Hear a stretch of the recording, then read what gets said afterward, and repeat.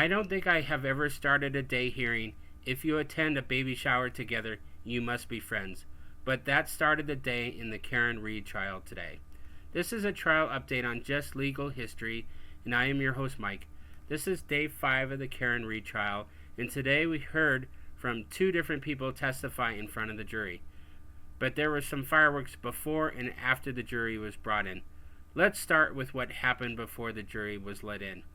We had finished up with Katie McLaughlin testifying on Friday, and the defense was trying to bring in some pictures of Katie and Caitlin Alberts drinking together on a beach trip. The defense asked again that the pictures be brought in.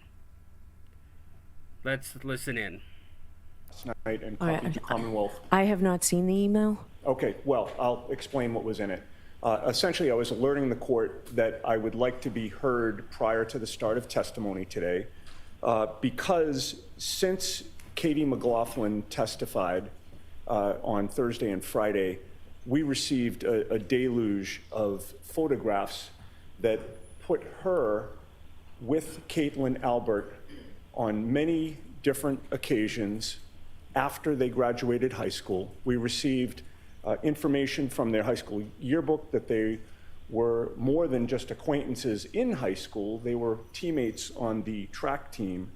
And even after I sent that email with the photographs that I attached to it, late last night we received another photo where Katie McLaughlin and Caitlin Albert are standing next to each other in a photo at a baby shower in June of 2021, about 8 months before John O'Keefe's death. It's very clear to us that Katie McLaughlin perjured herself, and I wanted to They say they had pictures of Katie and Caitlin together at a baby shower 8 months before the incident. I guess if you both go to a baby shower, you have to be friends instead of just acquaintances. The defense argued that since Caitlin will be testifying later this week, they wanted a ruling on the pictures. The judge said she would talk about it privately at lunch. Then the first witness today got on the stand, and that person was Paul Gallagher. Paul is the lieutenant of the detectives, and he described his duties as assigning detectives, but it seems that for this case he went out to the scene, and this is where things got a little fishy, and maybe sometime this will be shown as things not to do at a crime scene. Paul described the scene as blizzardy with the wind blowing in multiple directions. He said this hampered things because he mentioned that they tried to put up police tape, but the wind was tough. He also talked about getting a tent set up to prevent snow getting in, but said that they didn't really have one, or that the one they wouldn't work. And then came the crazier part, and let's watch the clip.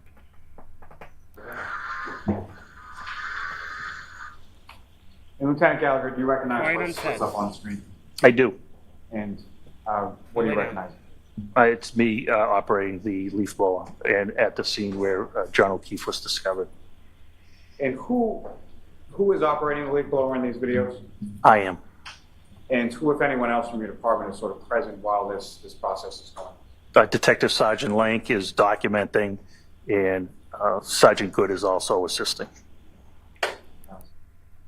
So we see Lieutenant Gallagher talk about using a leaf blower to try and remove the snow.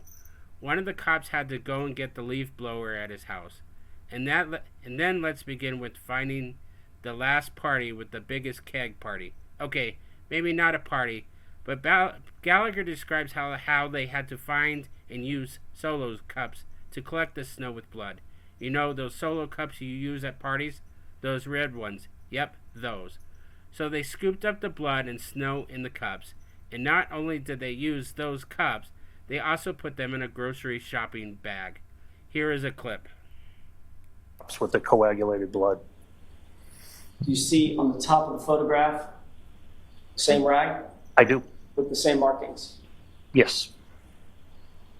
That appear that those unsealed cups with liquid blood in them are situated right near the right rear quarter panel of the SUV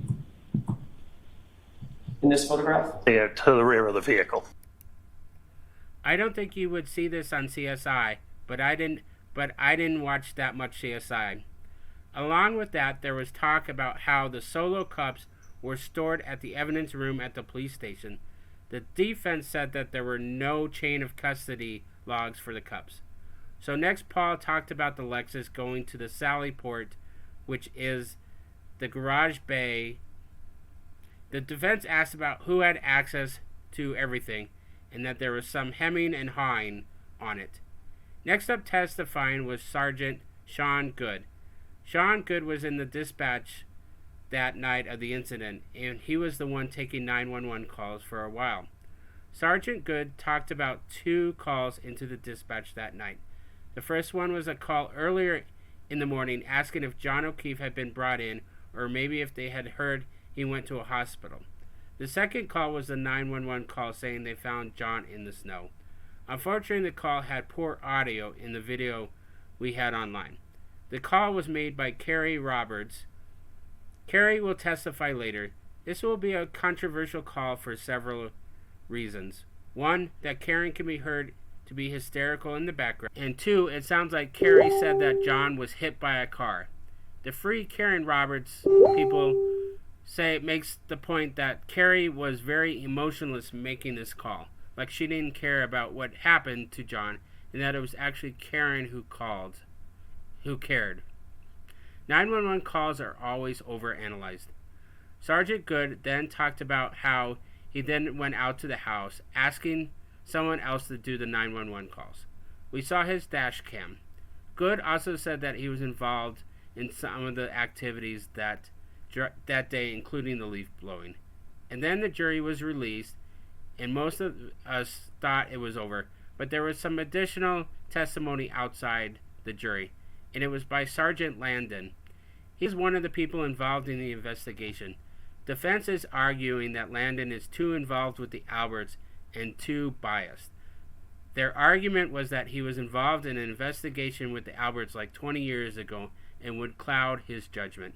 The state argued that it was too long ago, but the judge wanted to read the police reports from the prior incident before making a ruling. I believe we have a half day of testimony tomorrow. What we learned today and through the trial is that the Canton Police Department needs to raise a GoFundMe campaign to improve their windshield wipers, their collection bags, a wind and snow resistant tent, their own leaf blower, and better 911 audio recording equipment. Have a good evening and stay safe out there.